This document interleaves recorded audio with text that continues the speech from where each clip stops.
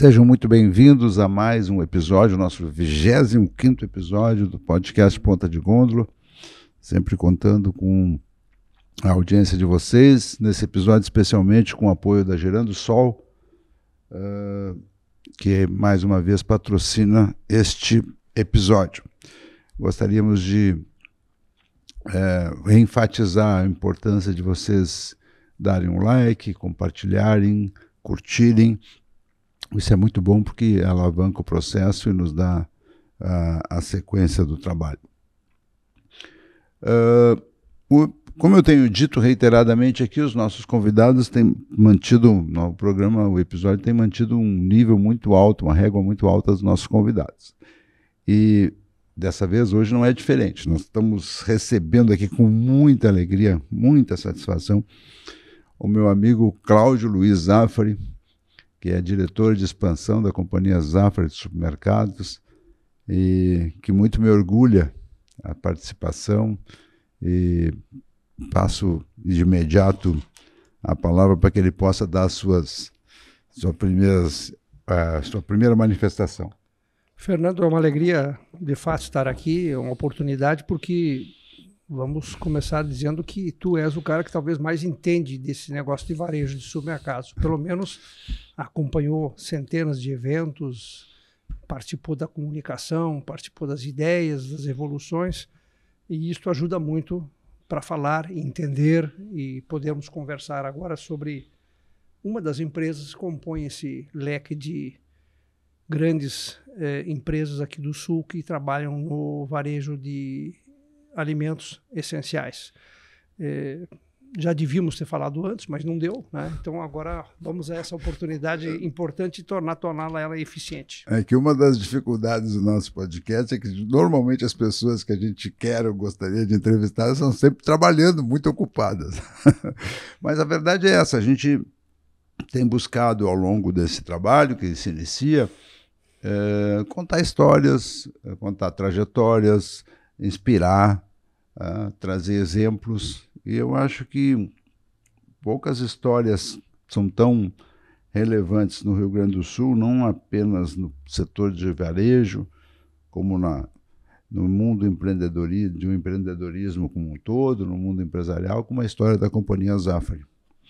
Hoje a gente transita muito na cidade, vê shoppings, Bourbon, etc., vê lojas, e as pessoas dizem, pô, o Zaffari é grande, pô, como é grande, e tal. Só que isso não foi sempre assim, né? A companhia Zaffari fez esse ano 90 anos, tá? E começou lá atrás exatamente como e onde, Cláudio? A história... E, aliás, tu já aproveita para te inserir nessa história, filho de quem, irmão de quem, como é que é a história? A família Zaffari, não conheci meu avô nem minha avó. Meu pai ficou órfão aos 13 anos, já não tinha nem pai nem mãe, mas era uma família de descendentes italianos, como toda ela com prole grande, lá nos inícios dos anos do século passado, e alguns dos seus filhos, não tendo terra, não tendo como avançar na questão do campo, né? Resolveram cada um tomar o seu caminho. Então, o Francisco Zaffari casou com a Santina e lá em 1935 definiu com a sua esposa, então, qual é o caminho dele. É uma vila de 7 de setembro, uma rua e algumas casas de pequenos agricultores, e entenderam que tinham que fazer da sua vida dedicada ao comércio. E aí começou uma história. Como toda família, cresceu a prole e gradativamente foram desenvolvendo o seu negócio, basicamente buscando a produção dos pequenos produtores, que naquela época caminhão era difícil, era lombo de mula, exatamente isto, buscando a produção lá nas beiras do Rio Uruguai. E a gente fica imaginando, né? A gente tem contado algumas histórias parecidas, fica imaginando naquela época, a gente acha que o mundo hoje, sem comunicação, sem estradas, sem os veículos também muito rudimentares, né? Muito desafiador. Mas se criou um caminho, se trazia isso e gradativamente foi tentando se levar isso para os grandes centros, a produção de feijão, por exemplo, tinha naquela época lá. Em 47, isso começou lá em 35, em 47 a família já um pouco maior, eles resolveram ir para um local um pouco maior, que era Erval Grande. Na verdade, Vila 7 de Setembro era ligada ao distrito de Erval Grande, que era filiado a Erechim. Eu já sou de Erechim, eu já sou de uma outra etapa. Já é da grande... Grande Erechim. Então, em Erval Grande, então, eles montaram de novo um atacado, um varejo, um atendimento, uma casa, tudo pequeno, dentro da própria casa, serviam refeições, ajudavam as pessoas e viviam aquela pequena comunidade. Lá em 47, em Erval Grande, seu Francisco, nosso fundador, e a dona Santina. E os filhos ali, ou começaram a estudar em Erechim e viviam aquela vida ali. Quando vinham a Porto Alegre, traziam a produção, vendiam para os atacadistas tradicionais daqui e voltavam muitas vezes com querosene para poder vender na bomba lá para quem tinha já os primeiros veículos que eles tinham conseguido. O Francisco conseguiu um primeiro caminhão, tem a história da Unesul, a Unetral lá de Erechim, importava caminhões, e o Francisco conseguiu com os irmãos um primeiro caminhão importado naquela época, né, para fazer esses fretes. Essa evolução foi até os anos 50, fizeram a emancipação de Erval Grande, o próprio Francisco participou desse processo, e chegou um momento em que ele, olhando os filhos já mais crescidos, olhando um pouquinho mais para frente, olhando o futuro, que ele tinha que sair para um outro local, e Porto Alegre era o caminho para esse processo. Então, o Francisco tinha irmãos, né? O Giacomo, que depois montou a Rede do Sul de supermercado, o Paulo, que ficou em Passo Fundo, etc. E o Francisco, então, veio para Porto Alegre. A família, basicamente, assim, os dois irmãos foram para a Unesul, o Netral na época, e o Unesul, o Paulo para o supermercado em Passo Fundo, o Giacomo montou a Rede do Sul, que estava em outro local, e o Francisco montou o caminho dele. Claro que hoje, a gente fala em redes, naquela época abrir uma casa já era um grande investimento. A companhia Zafra Supermercados começou só com o seu Francisco e a dona Santina, os dois, sem irmão, porque normalmente a tendência... Na casa deles. A tendência é atrás dos irmãos para trabalhar junto, não. Ele na e a dona... casa deles, na sala, atendendo a comunidade, fazendo pequenas coisas. Aliás, o filme que saiu agora dos 90 anos conta bem essa figura. Faziam de tudo, faziam comida, faziam roupa, vendiam os produtos necessários, atendiam os caixeiros viajantes que iam levar a mercadoria. É vida que existe em todo o nosso interior do estado, as mesmas histórias ou semelhantes. Quando vieram a Porto Alegre, então já tinham essa relação com a produção, com os pequenos colonos, agricultores, com o frete, com a historinha. Então essa coisa já era uma base que foi evoluindo.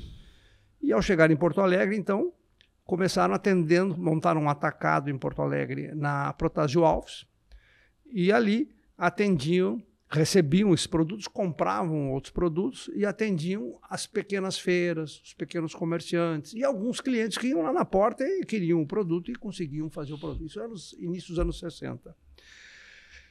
A possibilidade de levar produtos para São Paulo e Rio, Belo Horizonte, era constante. As estradas melhorando, os caminhões melhorando, então se fazia esse... Seu Marcelo contava que cansou de buscar feijão, não sei o quê. Marcelo, o Pedro, o João, saíam de caminhão, carreta, mesmo? Não dá para acreditar nisso. Né?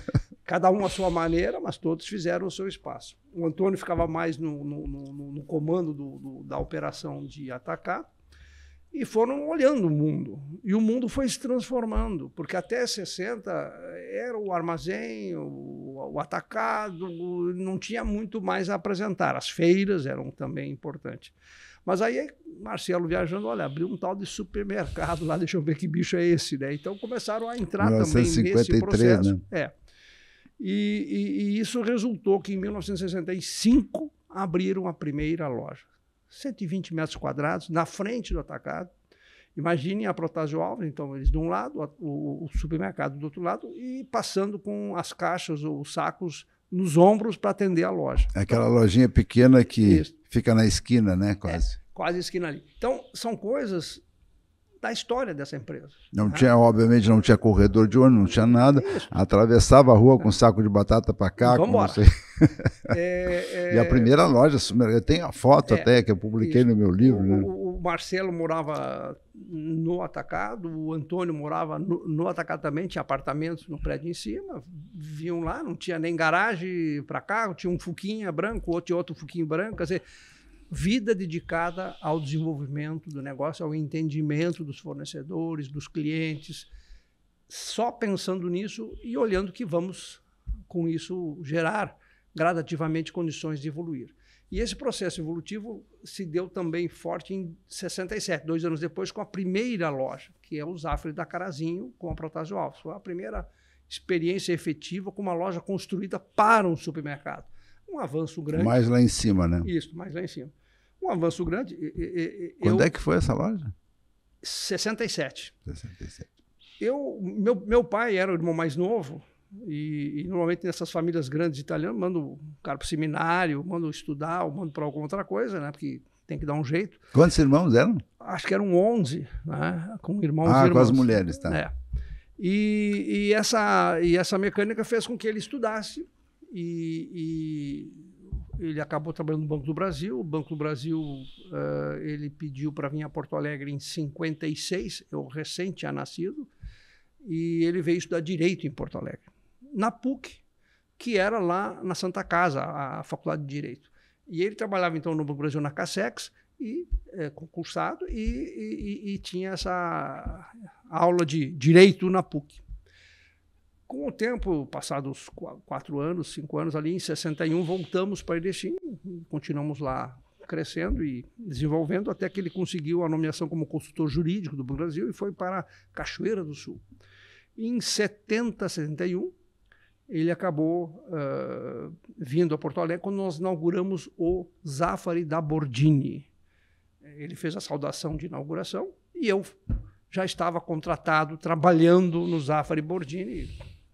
Deve ele ter acertado com o seu Francisco o contrato lá. Tu começou no Zafari Bordini em 1970? Não, eu comecei não tinha o Bordini, eu comecei na loja 2, na Protásio Alves, lá na esquina da Carazinho. Começou chão de fábrica. Tinha um corredor inteiro para abastecer, era um bom desafio, porque naquela época os corredores tinham outras distribuições, né? Às vezes eu conto nas turmas de treinamento que o meu corredor era bastante diferente, né?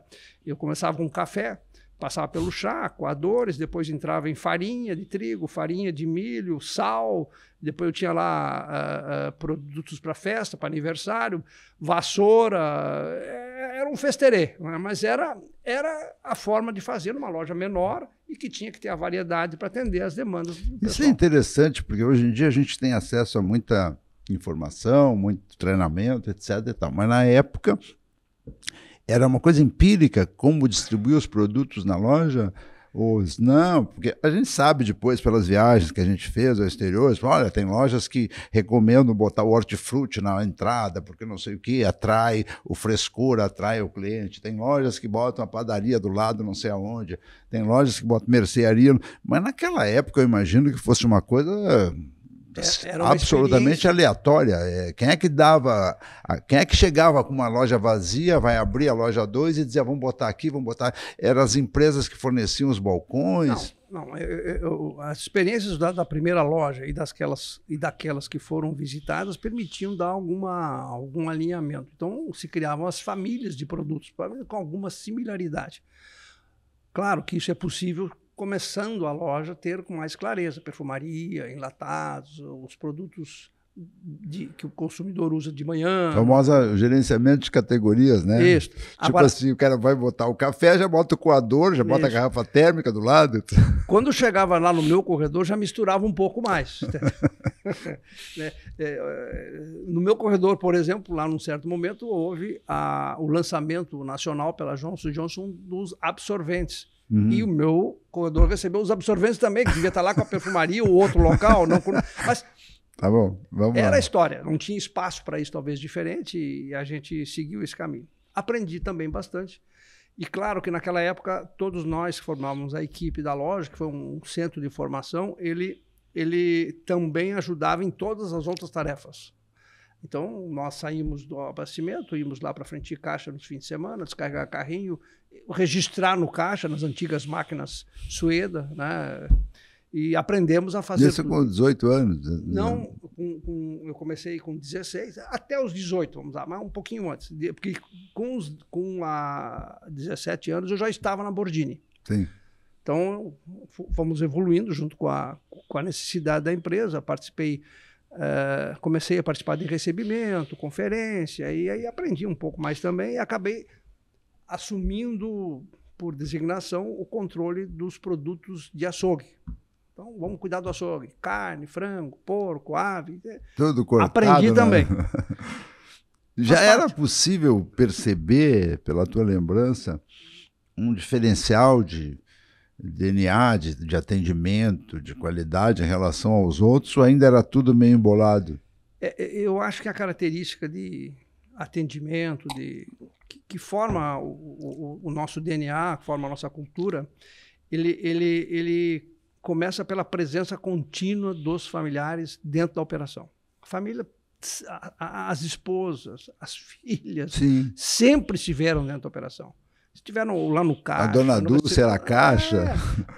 Então, isso fazia com que toda a equipe tivesse um procedimento correto. Um olhava para o outro, as correções eram momentâneas, né?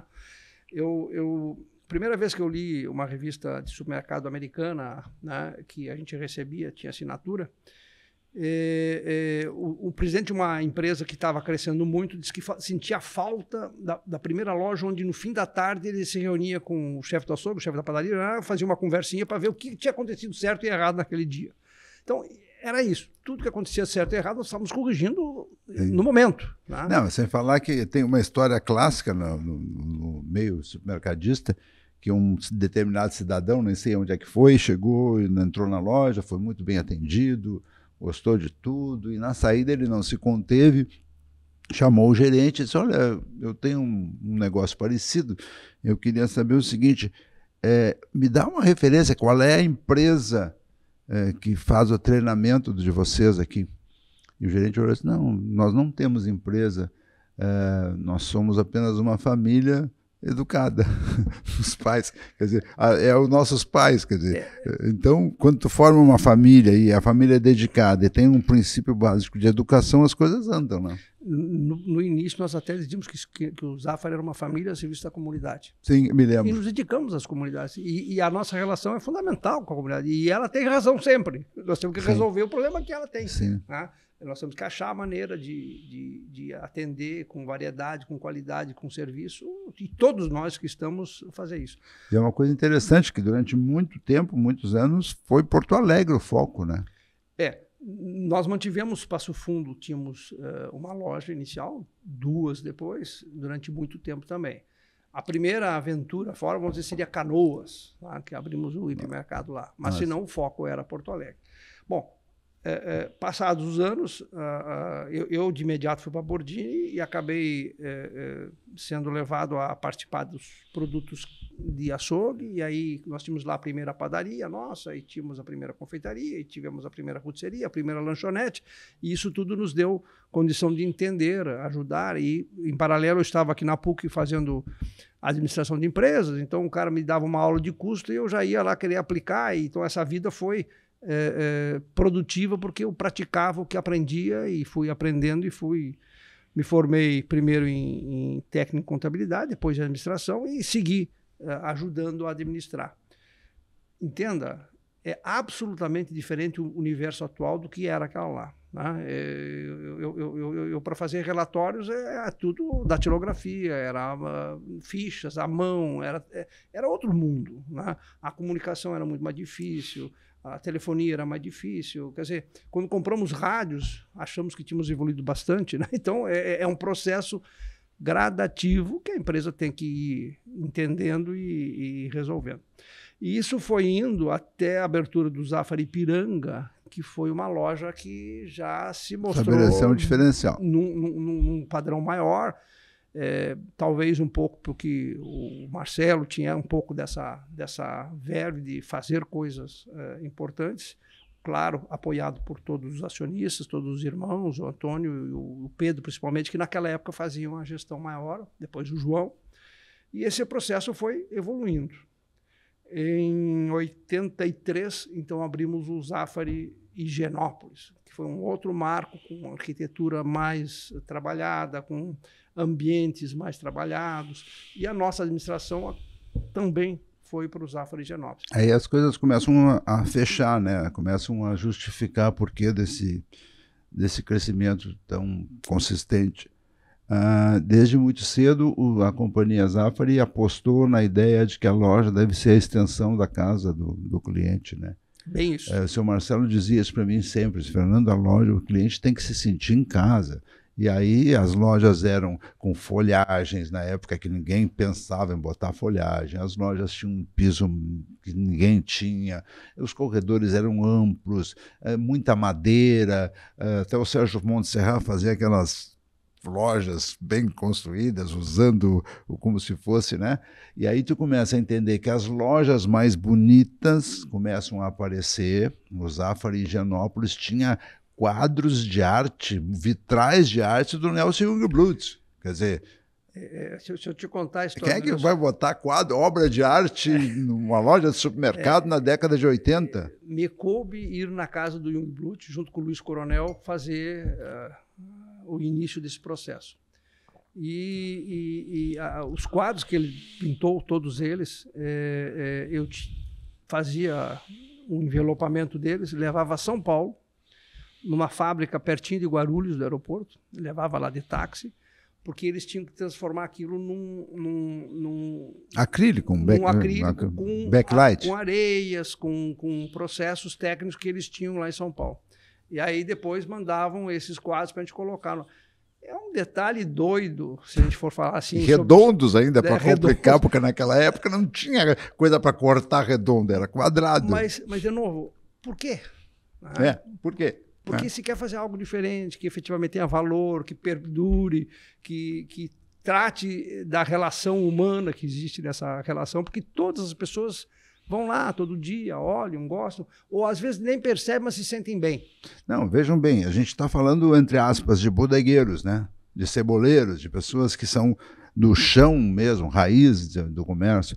E aí tu percebe em todas as 99% das outras lojas saco de estopa aqui, não sei o que, ali a granel ali, e vamos vender, e prateleira, e de repente o Zafari começa, primeiro, a questão das lojas, segundo, investir nessa qualidade, na arte, terceiro, importante, não menos importante, nosso amigo Luiz Coronel, a comunicação.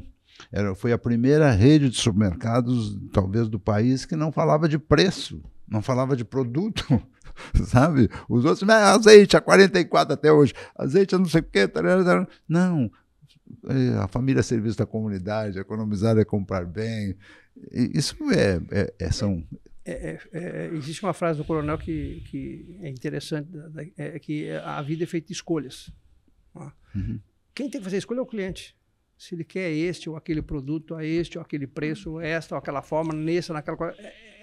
É a escolha individual das pessoas, das suas famílias, da sua maneira de Mas viver. Isso implicava, e hoje tu é o diretor de expansão e tu sabe de todos esses detalhes de quanto custa um investimento, né?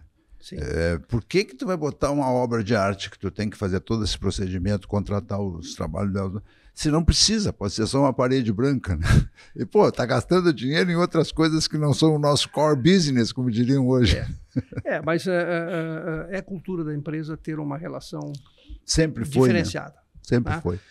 E isto não está só na loja. A loja é fundamental. Inclusive, hoje estamos já entrando numa nova conceituação de loja, com avanços, com outros equipamentos. Abrimos agora o Bourbon Shopping Carlos Gomes já dentro de uma nova linha. Então, esse é um processo que vem discutindo muito o conceito do supermercado. O Cláudio, que é o nosso diretor superintendente, é o que lidera isso e que luta para ter um conceito claro, que o consumidor se sinta bem e que a mercadoria fique bem exposta. Mas também existe, a partir da relação com o cliente, das informações que a gente tem continuamente sobre produtos desejados ou mais consumidos, outras relações que a gente vai evoluindo com os fornecedores. Então, tu chega lá no fornecedor, peraí, vamos mudar a embalagem, vamos mudar a gramatura, vamos melhorar esse produto, vamos fazer outra forma de apresentar. Assim como também acabamos viajando para o mundo. Antigamente era mais difícil, mas hoje o mundo está muito próximo, né? Então tu vai lá numa indústria lá que é excelente em 2, 3, 5 itens lá que aqui não conseguimos ter a qualidade. Vamos contratar ele, vamos fazer um produto com marca própria, vamos fazer uma exclusividade. Então tu vai ampliando o leque. Tem histórias, pode parecer assim simplórias, mas eu conto a história da laranja. Eu contei esses dias numa exposição lá em Novo Hamburgo, eu fiz lá, participei de um encontro e aí contei a história da laranja. O Rio Grande do Sul é produtor de laranja, mas tudo que tem a ver com a natureza tem safra e anti-safra. Tem momentos que a laranja não está a melhor do mundo aqui porque já terminou a safra ou porque agora só tem um tipo ou outro tipo. Aí nós começamos a desenvolver como melhorar o ano todo, tá? E aí fomos buscar laranja do sul da Europa. A Espanha tem excelentes plantações de laranja e tinha que chegar com a laranja aqui, a chamada navelina, né? Que tem nos Estados Unidos, tem na Bahia e no Rio Grande do Sul já tem. Se pegar em Rosário, tem lá plantações de navelina, que é uma suculenta, doce, para quem gosta de laranja e sucos, é muito boa. Bom, como é que tu traz laranja da Espanha? De navio? Sim. Como é que tu traz a laranja em condições do consumidor chegar aqui e receber, pô, essa laranja parece que colheram da semana aqui, né? Sim. Então, ele passa 20, 30 dias no navio, tem que ter temperatura controlada, umidade tem que ser colhido no momento certo, botar no caminhão certo, chegar no navio certo, entrar no container certo, chegar no porto aqui, ser despachado, chegar aqui para nós. Perfeito. E tem que chegar ao preço de uma laranja. E tem que ter o preço Não pode ser o preço de uma Ferrari. Então é algo fantástico, entendeu?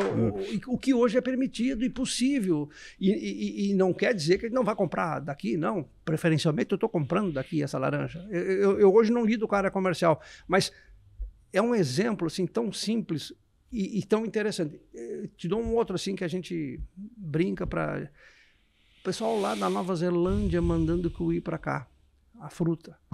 Nós temos plantação aqui, funciona bem, mas não tem o ano todo, não está o ano todo com a mesma qualidade. Então, na hora que ele está lá com qualidade, ele consegue nos mandar a preços competitivos. Então, isso é falar com o mundo. E hoje é assim.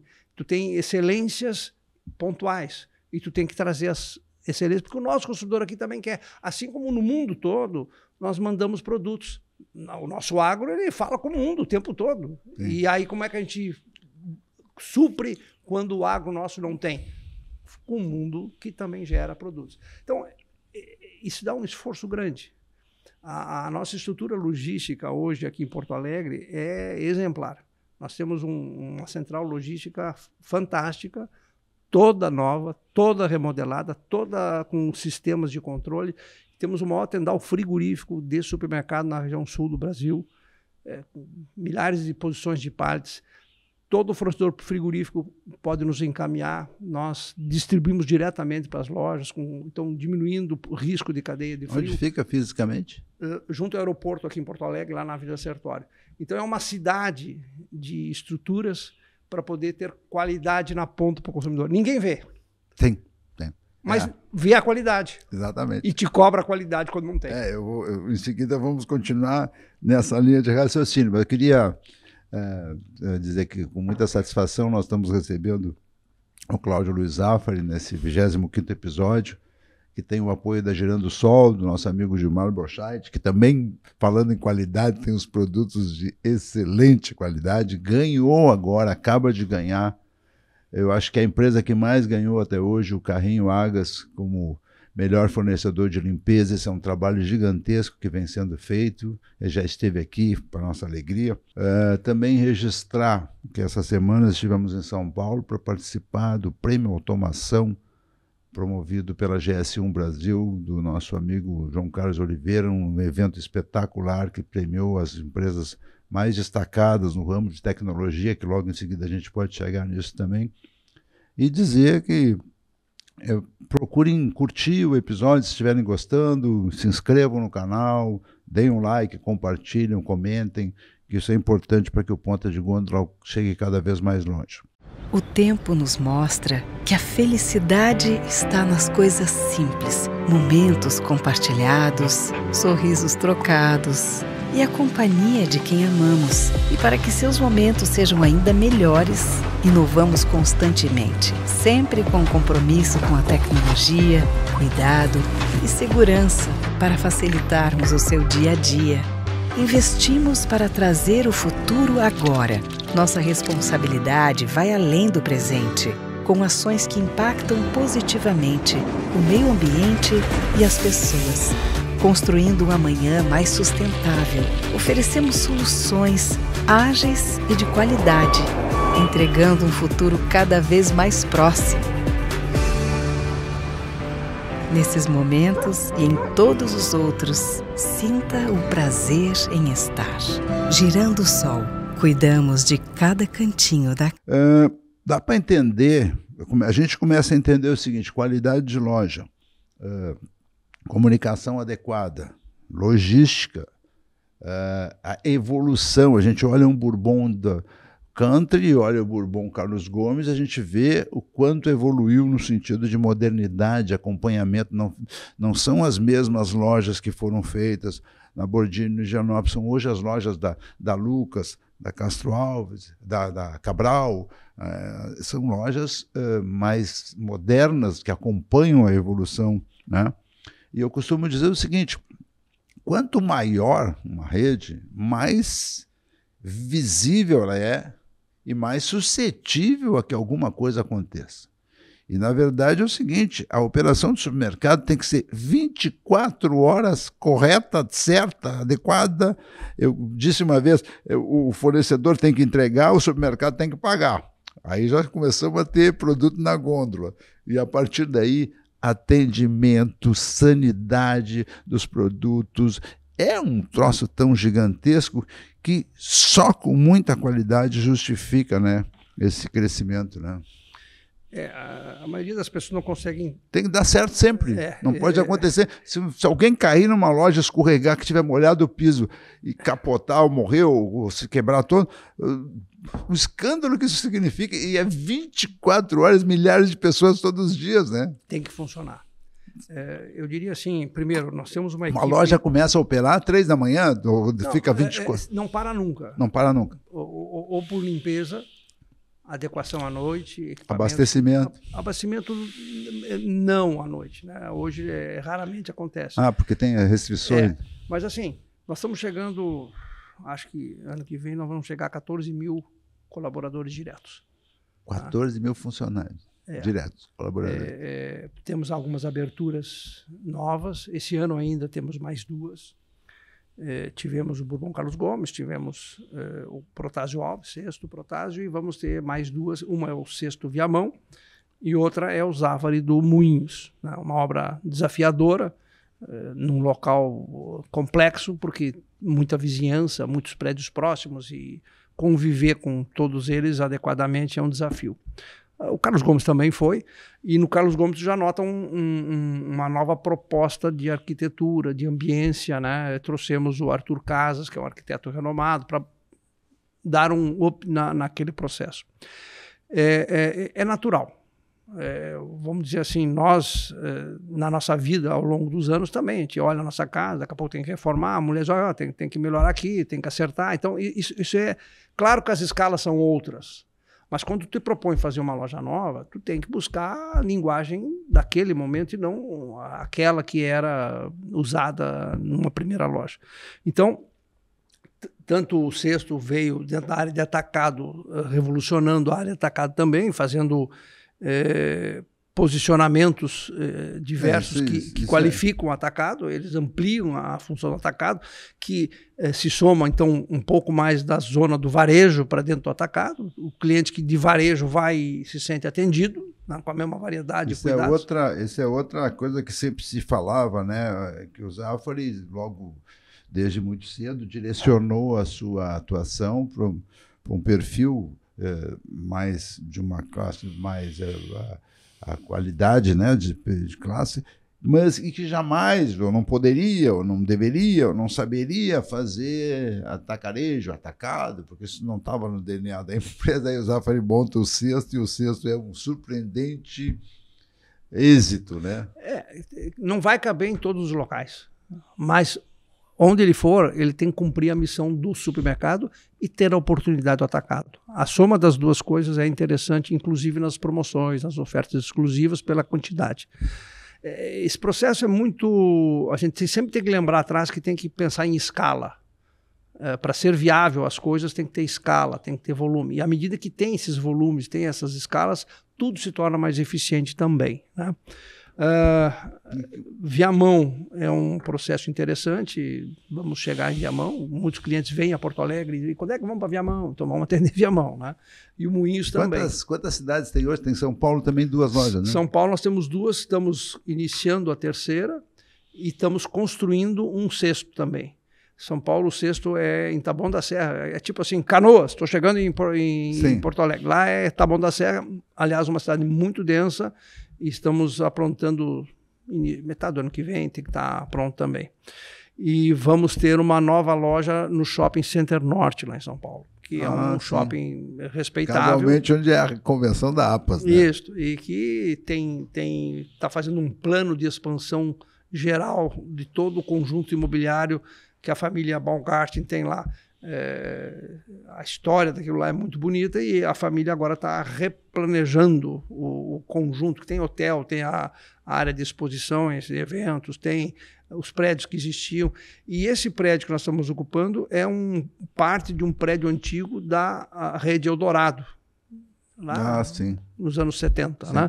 Então, estamos repaginando tudo e tornando com cara de Zafari para São Paulo essa loja. Então tem São Paulo, tem Taboão da Serra. Caxias do Sul. Caxias do Sul nós estamos olhando, estamos com 4 operações, estamos sempre olhando. Temos Novo Hamburgo, que vai ter mais uma loja, temos Canoas para ter mais uma loja. Então, sim, mas eu perguntei quais as cidades que atuam hoje. Hoje nós atuamos Porto Alegre, Canoas, São Leopoldo, Novo Hamburgo, Passo Fundo, São Paulo. Operações abertas, né? Agora vamos ampliar Taboão da Serra, né? Viamão, né? Então estamos devagarzinho construindo um caminho. Voltando um pouquinho, nós chegamos ali na inauguração da Ipiranga, depois fomos para o Higienópolis, depois vieram as outras lojas. Em que momento surgem os shoppings Bourbon? Em que momento tu assume nessa área de expansão, assume a responsabilidade? Bom, agora a loja nova é contigo, Cláudio. Não, eu praticamente trabalhei 20 anos no varejo, né? De 70 a 90 eu ajudei diversas funções. Mas em 1991, o Marcelo disse, vamos tratar das obras aí, né? E fomos criando a estrutura de varejo, lá tem pessoas competentes, e eu comecei a cuidar mais de obra. Então entrei, mergulhei, aprendi um pouco, convivi com engenheiro e arquiteto, né? Não sabia profundamente. Hoje eu tenho um filho engenheiro e um filho arquiteto.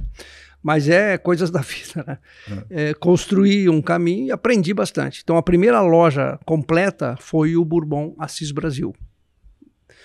Para isso, a gente tem que entender que o mundo já evoluiu e está normalmente um pouquinho na nossa frente em relação ao Brasil. Então a gente tem que viajar. Sim. A gente tem que olhar, E o Marcelo era um que dizia, vai lá olhar isso, vai lá aquilo, me chamou atenção aquilo. Então a gente ia... fiz mais de uma vez visita com um arquiteto, engenheiro, visitando lojas e entendendo o que eles estavam fazendo para atender bem os clientes e ter sucesso. O que foi possível trazer e traduzir para o Brasil, sempre é assim, a gente não pode copiar, tem que traduzir, né? Foi feito.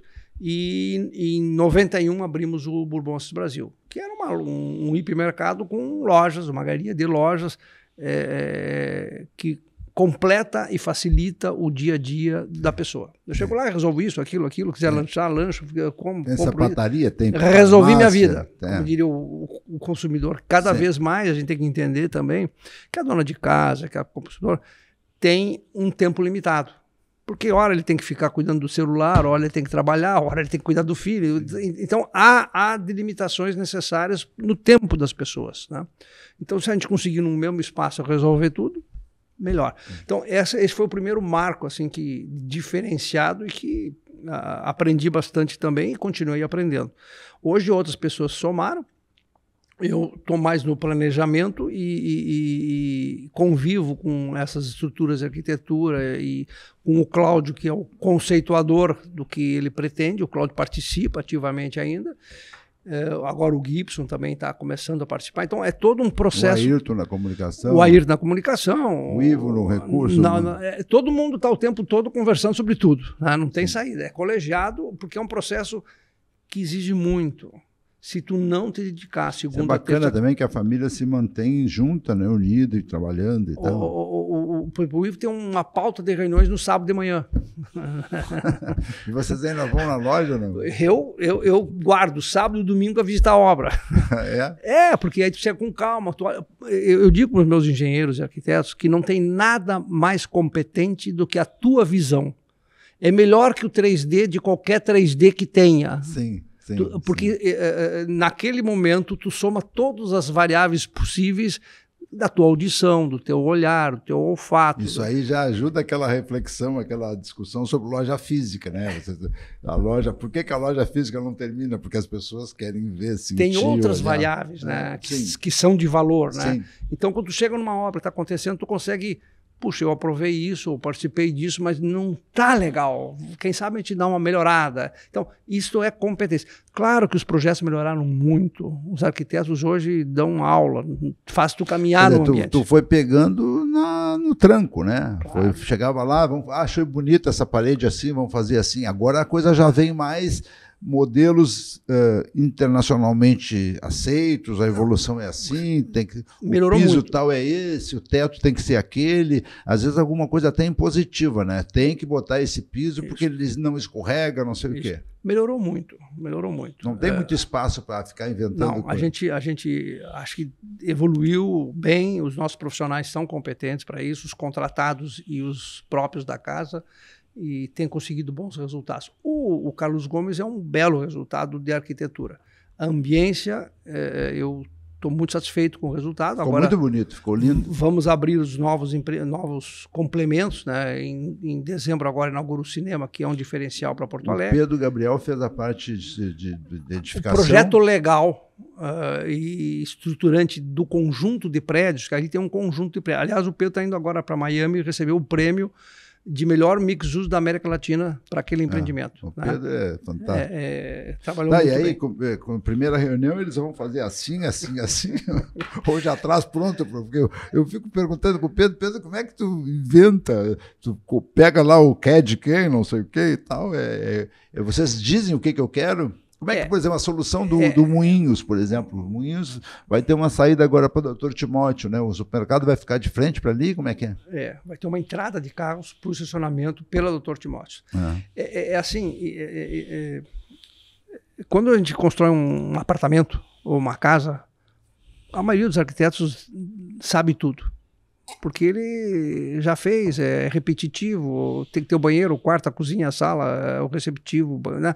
Então isso maior a casa, vai ter um pouco mais de coisa, mas é uma casa, né? Quando tu faz no supermercado, tu começa a ter que conversar. Tem que conciliar com o DNA, tem que conciliar com o meu tipo, eu não quero botar o troço vermelho no teto. Tu tem equipamentos que são fundamentais, tu tem redes que são estruturantes, tu tem uma doca que tem que entregar caminhão, e tem que estar protegida, e tem que ter espaço. Tu tem entrada e saída, tu tem segurança, tu tem uma série de espaços. E o espaço que o cliente vai transitar.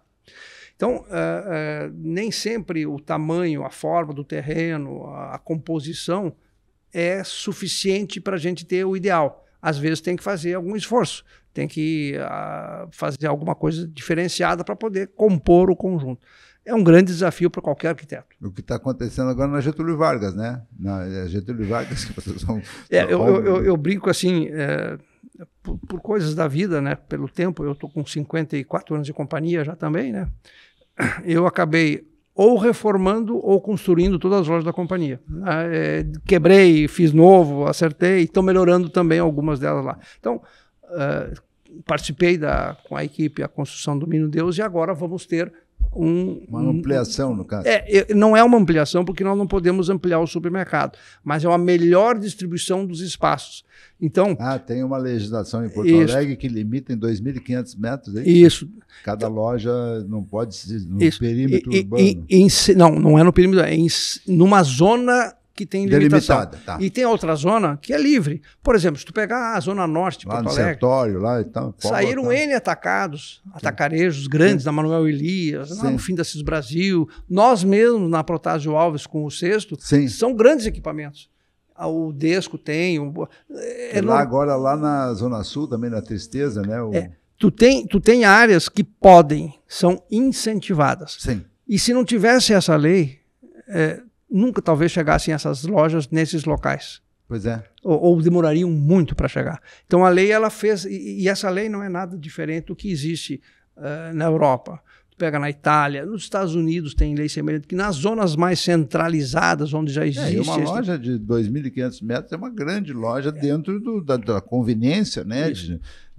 As lojas... Isso a França nos ensinou há muito tempo, cara. Quer comprar grandes volumes, é um pouco mais longe. Vai se deslocar. Né? A própria companhia, ela no início lastimou a lei porque ela tinha muitos terrenos que poderiam fazer grandes empreendimentos. E não pode fazer.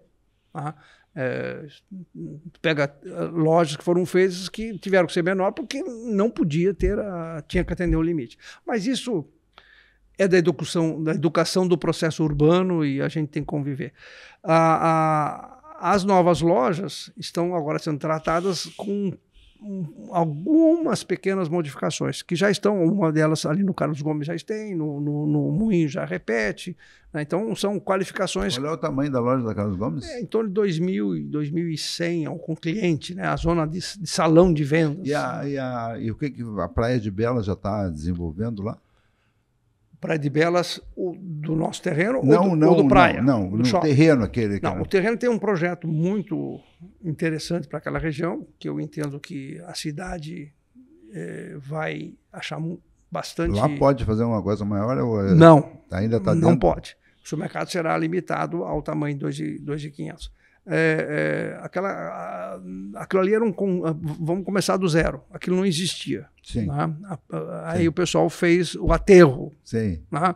Aí a prefeitura ficou de dono daqueles terrenos todos lá e fez a organização urbana daquela região. Aquilo nasceu de uma organização urbana do município de Porto Alegre. Aí o município foi vendendo para um, para outro lá. E aquele quarteirão onde estava a Fundação de Recursos Humanos era composto de 10 matrículas diferentes e acabamos adquirindo todas elas e a Fundação de Recursos Humanos que permutamos com o Estado do Governo do Rio Grande do Sul. Então há um grande projeto. O manche desse projeto é o residencial, com vista para o parque, com vista para o rio, algo sensacional.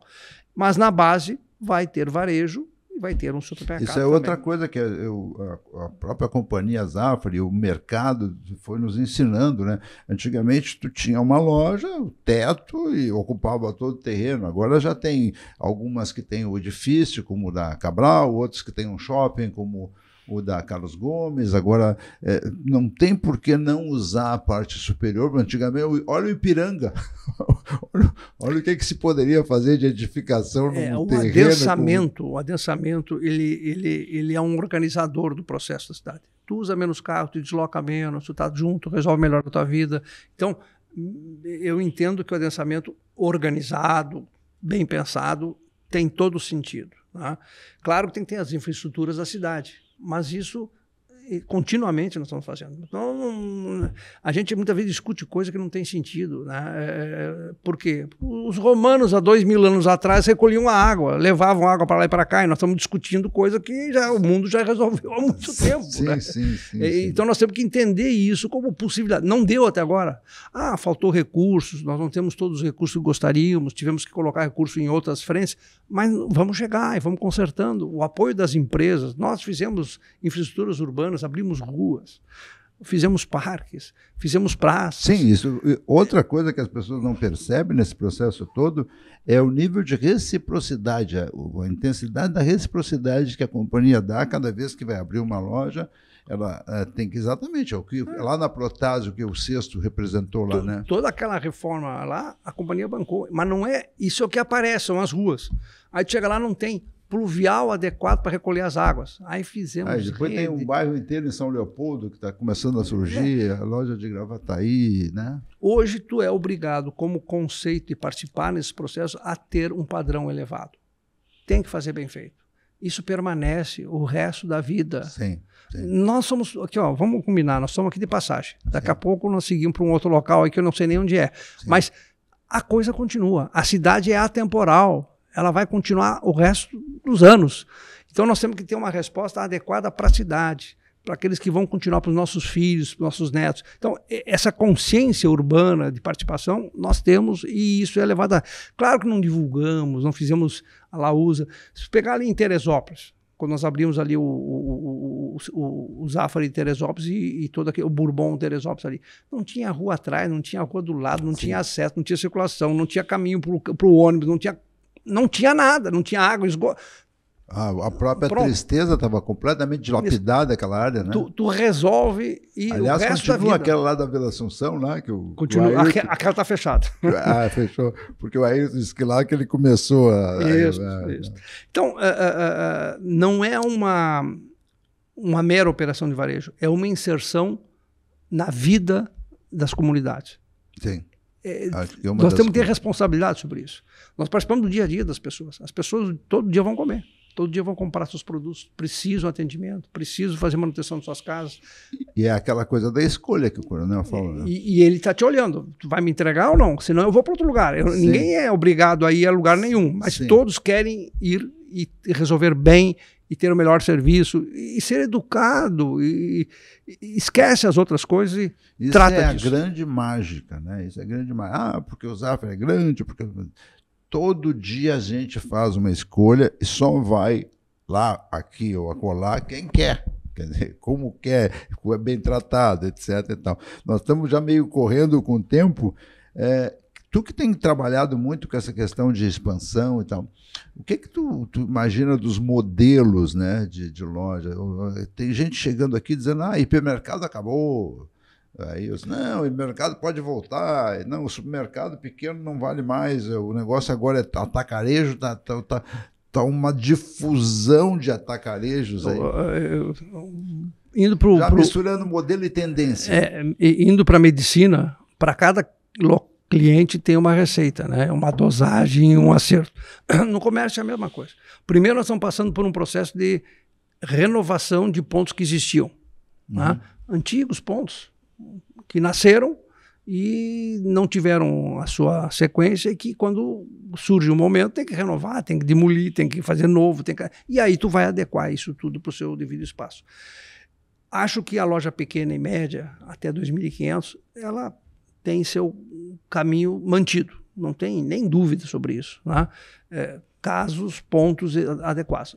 As lojas, os hipermercados, é difícil abrir um hipermercado em Porto Alegre hoje, porque tu começou a ir para a zona do atacarejo. Então, a linguagem hipermercado na zona do atacarejo virou atacarejo, que substitui, de uma certa maneira, um hipermercado. Ele é um hipermercado. Né?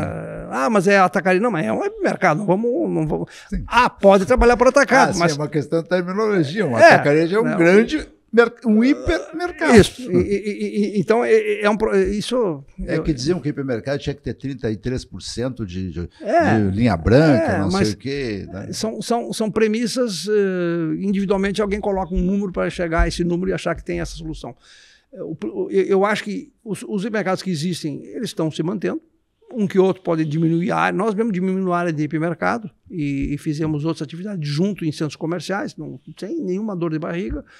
Algumas lojas muito pequenas têm alguma dificuldade quando trabalham em redes grandes, outras que substituem antigas lojas são melhoradas e ampliadas. Então, o cardápio é amplo.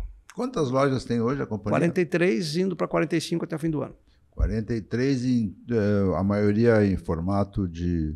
Supermercados e hipermercados. Atacarejo, 3. Agora abrimos o 4º e o 5º no ano que vem em São Paulo. Que é o Gravataí, Tristeza e agora Viamão. Isso aí. Tem Gravataí, Tristeza. Mas os atacarejos estão dentro dos 43. Sim. São 45 até o final do ano, que inaugura o Moinhos e inaugura o Viamão. Sexto Viamão. O Sexto é uma bela operação, tem tido uma receptividade muito grande e crescendo gradativamente a compra digital. Então, esse é um outro processo que também tem. Hoje nós estamos ampliando Nós temos o Tique Retire, o Clique Retire. Tu vai lá, compra e está pronto, embalado, prontinho e pago para tu retirar. Mas também a teleentrega vai crescer gradativamente. Mas tudo é a mesma coisa. Abastecer bem, ter qualidade, ter um bom serviço, ter o melhor preço. Isso é a vida do supermercadista. E o cliente quer isso e quer... Cada um vai ter... A essência é a mesma do armazém, né? Isso. E cada cliente vai ter a sua necessidade. Por algum motivo ele não quer ir no supermercado, não tem o tempo para ir. Vai lá e retira a mercadoria. Não, eu quero que me entregue em casa. Vai lá. Tudo tem seu preço, tudo tem sua condição. Gradativamente chegamos. É uma coisa bacana que o Zafari nunca cedeu àquela tentação daquelas lojinhas pequenas que proliferaram em determinado tempo, né? Útil, não sei o quê, aquelas coisas rápidas, né? Então, esse tipo de Manteve loja... sempre supermercado Zafari, supermercado Zafari. Esse tipo de loja, ele tem um grau de complexidade. Algumas não tiveram êxito. Todo dia, não sei o quê. Algumas até hoje estavam tentando, né? E algumas poderão ter êxito pela localização, pela dificuldade de ter um terreno para tu fazer um supermercado. Então, porque não é um processo só eu quero. Tu tem que dispor de uma área, né? Comprar uma área, preparar a área, ter o ok da prefeitura. Não é uma função simples, é uma função complexa. E agora tem o shopping Praia de Belas, já está fechado lá? Saiu alguma coisa na imprensa? Assinamos com o pessoal do Grupo Iguatemi, que é o detentor da operação do Praia de Belas, também substituindo uma antiga operação de terceiros. Né? Veja, tanto São Paulo era uma operação de terceiros, como o próprio Nilópolis era uma operação de terceiros. Estamos renovando o espaço com a mesma área, com qualidade. O Praia de Belas é um equipamento reconhecido como importante, está fazendo um conjunto de ações para qualificá-lo ainda mais e vamos nos somar a eles. Claro, deve ser no final do ano que vem, se tudo correr bem. Temos muitas coisas para fazer. Nós vamos colocar esteiras para o carrinho, para o estacionamento direto. Vamos botar a nossa cara, o nosso jeito, para poder atender bem o cliente, que é do Praia, mas é nosso também. Tu diria que hoje é mais avançar em direção a novas áreas, novas lojas, ou mais qualificar o que está sendo feito, ou é um processo que é difícil de mensurar? Tudo junto ao mesmo tempo. Continua tendo espaço? Sim. Porque vocês têm vários terrenos que teoricamente estão projetados, o futuro está sendo projetado para eles. Mas ainda assim tu está pensando em, essa área aqui é boa. Então... Não, assim, primeiro, as lojas que existem, tem lojas de 20, 30, 40 anos, elas têm que ser melhoradas, sempre. Eu diria assim, 10, 15 anos ela tem que passar por um retrofit geral. Né? Então hoje nós estamos... O Menino Deus é um caso típico, né? Tu levantaste antes. Mas tem mais 2, 3 que estão entrando agora no processo de reforma, melhoria, qualificação de equipamentos. Algumas que não dá para fazer muita coisa, como a Bordini, né? Não tem espaço. A Bordini passou por uma melhoria interna. A Cristóvão Colombo. Né? Então, tem esses ajustes internos possíveis, com principalmente troca de equipamentos, redimensionamento dos equipamentos. Isso é da vida, não tem como. Não é que nem tu ter uma geladeira em casa, está muito pequena, vou comprar outra maior agora. Então, isso é da vida. Né? Olhar outros espaços, sim, tem que olhar. Por quê? Porque a cidade é viva nesse aspecto. Ela vai se redistribuindo e se readensando e abrindo novas avenidas. Se tu pensar assim, a Carlos Gomes, há 20 anos atrás, uma rua aqui, outra que voltava 2 mãozinhas ali, era um horror. É a mesma coisa que olhar hoje para Farrapos e daqui a 40 anos, mas a Farrapos era aquela coisa... O que aconteceu? Então, a gente não consegue dominar isto, mas a gente tem que estar atento a isso. E às vezes surgem oportunidades. Tá, e ainda só uma pergunta que eu sempre faço... o critério de escolha de um ponto, como se chamava antigamente, até hoje, a que nível está hoje de subjetividade e de pesquisa, de não sei o quê? O cara diz, eu gosto de botar o olho e ver, isso aqui vai dar um... O outro, não, eu gosto de receber um relatório que tem não sei quantas mil pessoas por metro quadrado, a faixa de média salarial é não sei quanto, qual é o equilíbrio disso? A gente tem que olhar todas as informações possíveis sobre o imóvel. Tá? Primeiro, entender se o imóvel tem tamanho, forma e topografia para receber esse tipo de equipamento que se quer normalmente. E isso passa por análise do entorno, da circulação, de acesso de caminhões, implantações em geral. E legislação. A prefeitura tem uma legislação clara. Em certos locais não pode ter essa atividade desse tamanho, não tem outro caminho. Mas também há pesquisas boas, e sempre se faz, sobre fluxo de pessoas que caminham, sobre fluxo de pessoas que passam, que moram, população que está ali naquela região. Isso existe hoje, bons relatórios que nos ajudam a trabalhar.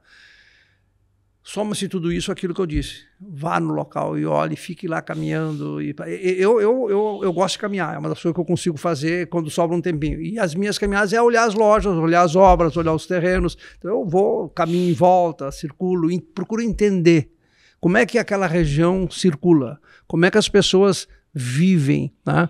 E isso tudo faz parte de um processo para a gente poder opinar e chegar a um investimento e tentar errar menos possível. De alguma forma eu fico frustrado, porque a gente está chegando no final, passou muito rápido, e contar a história gigantesca, maravilhosa, fantástica da Companhia Zafari demandaria 10 episódios, né? Porque cada vez que a gente puxa um assunto, vem outro, né?